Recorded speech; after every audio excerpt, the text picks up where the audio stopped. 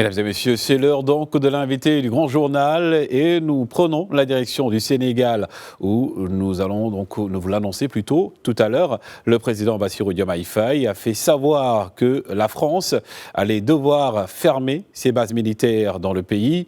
Le Sénégal est un pays indépendant, un pays souverain et la souveraineté ne s'accommode pas de la présence de bases militaires dans un pays souverain, a-t-il dit dans un entretien accordé à la presse française.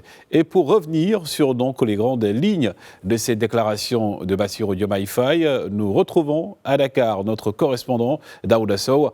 Bonjour à vous Daouda.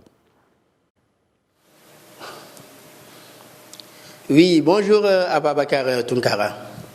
Alors Daouda, que retenir de cet entretien hier du président Faye? Interview donc accordée, je le rappelle, aux médias français en prélude à la commémoration des 80 ans du massacre de Thiaroye, prévu le 1er décembre 1940, qui s'est déroulé le 1er décembre 1944.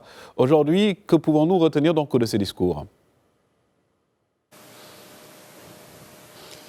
Tout à fait, cette interview, le président sénégalais Bassirou Diomaye Faye l'a accordé à nos confrères de France Info, France 2 également de l'AFP, l'agence française de presse. Occasion également pour lui de revenir sur la célébration des 80 ans du massacre de Thiaroye qui s'est déroulé le 1er décembre 1944. D'ailleurs, ça a été l'occasion pour le président sénégalais de révéler aux journalistes français qui l'interviewaient qu'il a reçu une lettre provenant de son homologue français, Emmanuel Macron, dans laquelle le président français reconnaît enfin qu'il y a eu massacre le 1er décembre 1944. Et ça, c'était une revendication des autorités sénégalaises ou même une exigence des autorités sénégalaises depuis 80 ans. C'est aujourd'hui, à cette commémoration, celle de 2024, que la France a officiellement décidé de reconnaître enfin qu'il y a eu massacre au niveau de Thiaroye en 1944. Mais pour le président Bassirou Diomaye Faye, c'est un premier pas aujourd'hui pour aller vers une collaboration franche entre la France et le Sénégal. Mais d'autres points également ont été abordés. Je peux également parler de la question des bases militaires françaises, un point sur lequel il a été interpellé par le journaliste français et un point également sur lequel le président sénégalais a répondu, faisant savoir qu'aussi c'est une question de souveraineté, qu'il n'y a pas pour l'instant d'agenda, mais c'est une question de souveraineté également, qu'on ne peut pas accepter qu'un pays indépendant comme le Sénégal, que plus de 60 ans après les indépendances, qu'on est toujours sur notre sol, sur notre territoire aujourd'hui, des bases militaires françaises ou d'autres bases militaires d'armées étrangères. Vous venez donc de l'évoquer et dans cette optique, aucune échéance n'a pour l'heure été donnée sur la fermeture de ces bases militaires françaises. Est-il question, selon vous, que cela se fasse sous le mandat du président Faye ? En tout cas, tout porte à le faire croire dans la mesure qu'on sait que le président Bassirou Diomaye Faye, en tout cas, ce qu'il prône, c'est une certaine souveraineté, faire retrouver à ce pays-là qui est le Sénégal sa souveraineté. Et d'ailleurs, en répondant à la question du journaliste français, il a utilisé ce qu'on pourrait appeler une forme de rhétorique maïéticienne, comme le faisait Socrate, à savoir reposer la question aux journalistes. Vous, en tant que journaliste français, pouvez-vous admettre aujourd'hui que des chars sénégalais paradent à Paris ou bien quelque part en France, que vous voyez des soldats français parader en France des années après votre indépendance? Une façon de lui montrer aujourd'hui que de la même façon que des Français ne pourraient pas accepter qu'autant d'années après les indépendances, qu'on voit encore une présence militaire de soldats sénégalais aujourd'hui sur leur territoire. De cette même façon, aujourd'hui, le Sénégal est un pays qui aspire à assurer pleinement sa souveraineté. Et dans ce sens, on ne peut pas aujourd'hui accepter ou bien encore accepter qu'il y ait des bases militaires sur le territoire. Mais pour l'instant, un agenda n'est pas encore défini. Sur ce point, le président n'a pas encore voulu se prononcer. Il a fait savoir qu'aujourd'hui, à temps voulu, il se prononcera et il informera qui de droit des modalités, en tout cas, de ce retrait des forces françaises et des conditions, voire même des délais dans lesquels. Mais pour l'instant, aucun agenda n'a encore été fixé. Mais c'est clair, sous le magistère du président Diomaye Faye, il tient en tout cas à assurer cette souveraineté-là du territoire sénégalais. Et cette souveraineté ne s'accommode pas avec la présence de bases militaires étrangères sur le sol sénégalais. Et cette décision pourrait-elle impacter les relations entre Paris et Dakar ?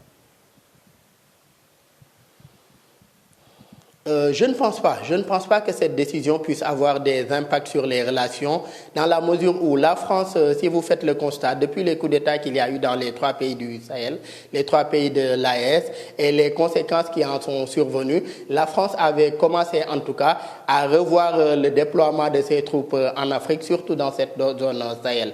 Je rappelle qu'en août 2024, le président français a par décret créé un commandement unifié aujourd'hui, un commandement unifié français pour l'Afrique, à la tête duquel il a nommé le général Pascal Lamy, qui est à la tête de ce commandement. Et dans le cadre de ce commandement français unifié, la France prévoyait déjà de se retirer aujourd'hui de la plupart des pays africains, comme le Sénégal, comme le Gabon, comme la Côte d'Ivoire, où il y a une certaine présence de forces françaises. Et dans ces conditions-là, d'ailleurs, dans le cadre de ce commandement unifié français, dont le siège est basé à Paris, il est prévu aujourd'hui que les forces françaises passent de 3300 à aujourd'hui environ 300 sur le continent africain. Et il n'y avait que la base djiboutienne, la base de Djibouti, qui compte 1500 hommes, qui n'étaient pas concernés par ce commandement unifié. Donc on peut dire que l'actuel président français, qui est Emmanuel Macron, était déjà dans cette logique-là de retirer les forces françaises de certains pays africains, tels que le Sénégal, tel qu'aujourd'hui le Gabon, tel que la Côte d'Ivoire, je l'ai rappelé tout à l'heure, il n'y a qu'aujourd'hui les forces basées à Djibouti qui ne sont pas concernées. Donc cette décision des autorités sénégalaises, ou bien cette volonté des autorités sénégalaises d'affirmer leur souveraineté et l'intégrité de leur territoire, rejoint également une décision que les autorités françaises, en l'occurrence Emmanuel Macron, avaient déjà entamée depuis plusieurs mois. J'ai rappelé tout à l'heure le commandement unifié également français en Afrique et la nomination également de M. Bokeh comme envoyé spécial aussi du président français en Afrique. Le Sénégal donc commémore le 1er décembre prochain donc, les 80 ans du massacre de Thiaroye. Dans une lettre que vous évoquiez tout à l'heure envoyée par le président Macron, Paris reconnaît que c'était bien un massacre. Une reconnaissance importante pour le peuple sénégalais africain ? Très importante, une reconnaissance très importante puisque c'était attendu depuis 80 ans, c'est enfin arrivé. Je rappelle que lors du 70e anniversaire, le président François Hollande était présent à la célébration, n'avait pas encore reconnu qu'il y avait réellement eu un massacre, même s'il avait dénoncé ce qui s'était passé le 1er décembre 1944. Dernièrement, il y a quelques jours aussi, on l'a vu sortir également, reconnaître enfin qu'il y a eu massacre, mais il l'a fait en tant que citoyen français, on peut dire, ou même en tant que peut-être député français, puisque c'est ce qu'il est actuellement. En tout cas, ce qu'il a annoncé il y a quelques jours, l'ancien président français François Hollande, à savoir que c'était réellement un massacre. Le président Emmanuel Macron l'a tout à fait reconnu et c'était attendu. C'est un premier pas et un pas important, surtout pour ce qui est des rapports entre la France aujourd'hui et ses anciennes colonies, telles que le Sénégal. Pour aujourd'hui aller sur de nouvelles bases, il faut penser ces plaies-là du passé. Il faut aujourd'hui aller vers cette vérité-là historique, cette reconnaissance-là, essayer de trouver des solutions pour que ces victimes-là de ce qui s'est passé en 1944, ces victimes du massacre de Thiaroye 44, aujourd'hui puissent enfin faire leur deuil. Donc c'est très important pour ces victimes-là, pour la population sénégalaise et africaine, que la France reconnaisse enfin qu'il y a eu massacre le 1er décembre 1944. Et après donc cette reconnaissance de la responsabilité française dans ce massacre, quelle serait la prochaine étape selon vous ? La prochaine étape serait déjà qu'il y ait manifestation de toute la vérité, puisque le président sénégalais l'a rappelé lors de son interview avec les confrères français, c'est que toute la vérité n'a pas été dite sur ce qui s'est réellement passé le 1er décembre 1944. Aujourd'hui, officiellement, les archives françaises parlaient de 35 tirailleurs morts, mais pour des historiens africains et d'autres historiens sénégalais et même des historiens européens, il y a eu plus que ce chiffre-là qui est avancé. Où sont enterrés tous ces tirailleurs-là? Il y en a qui sont enterrés aujourd'hui au cimetière de Thiaroye 44, où va se dérouler une partie de la commémoration le 1er décembre. Mais où sont enterrés les autres tirailleurs aujourd'hui qui sont décédés à l'occasion de ce massacre? Autant en tout cas d'informations que les autorités sénégalaises veulent avoir. Donc la prochaine étape, c'est d'aller véritablement vers cette vérité et toute la vérité sur ce qui s'est réellement passé. Et cela, les autorités sénégalaises ne peuvent pas l'avoir sans aujourd'hui ce consentement-là des autorités françaises française pour mettre à leur disposition tout ce qu'ils ont comme information, que ce soit classifié ou non, concernant cet événement tragique qui quand même reste une tache noire dans les relations entre les deux pays. Et à l'issue en tout cas de cela, les deux pays pourraient aller véritablement vers une collaboration franche, dénouée en tout cas de toute controverse. Donc ce serait très important, l'éclatement de cette vérité-là, comme je l'ai rappelé tout à l'heure, pour que les victimes, les descendants de ces victimes-là puissent faire leur deuil, que le pays puisse passer à autre chose et que cet événement soit clair par rapport à la mémoire collective et que les générations futures également, par devoir d'action mémorielle, que ces générations futures également soient sensibilisées sur ce qui s'est passé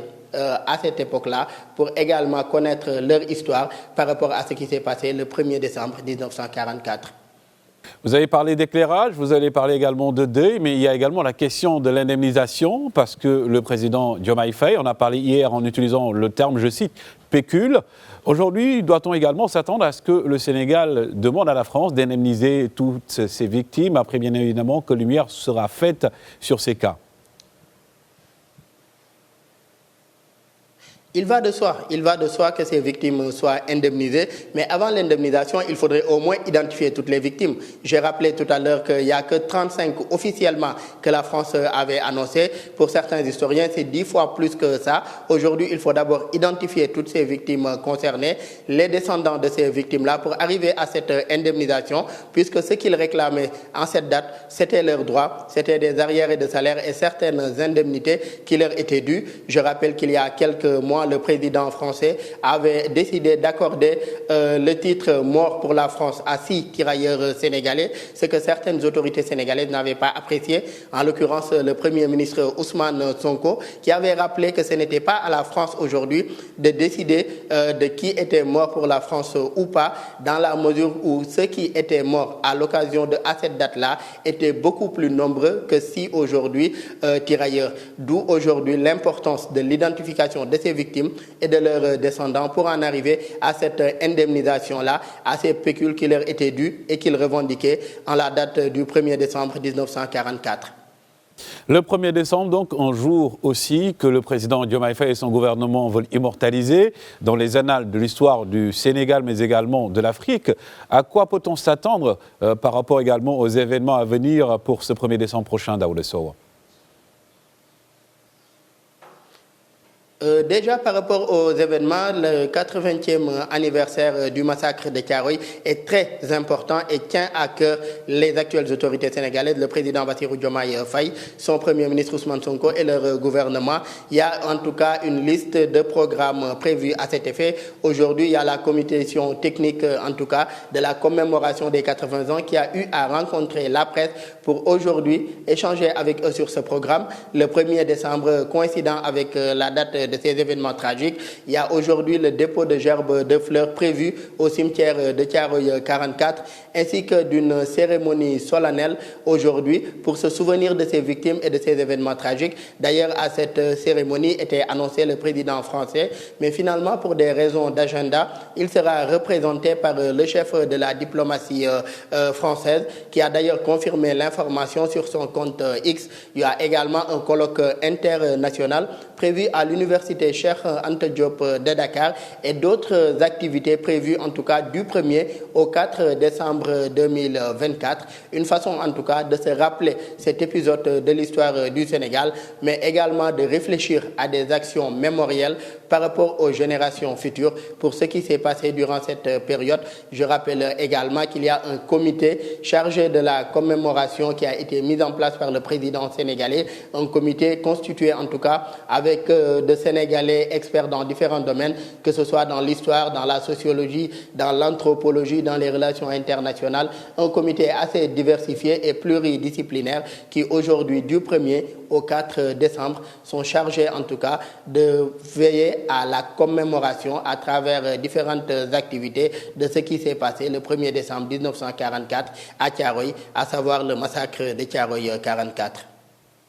Le massacre de Thiaroye 44, fêté donc le 1er décembre au Sénégal, est marqué par cette information du chef de l'État, Bassirou Diomaye Faye, qui a rappelé que la France devra, de près ou de loin bien évidemment, sitôt quitter le sol sénégalais, mais aussi cette commémoration pour marquer les 80 ans du massacre de Thiaroye. Merci encore à vous, Daouda Sow. Merci beaucoup, Ababacar Tounkara.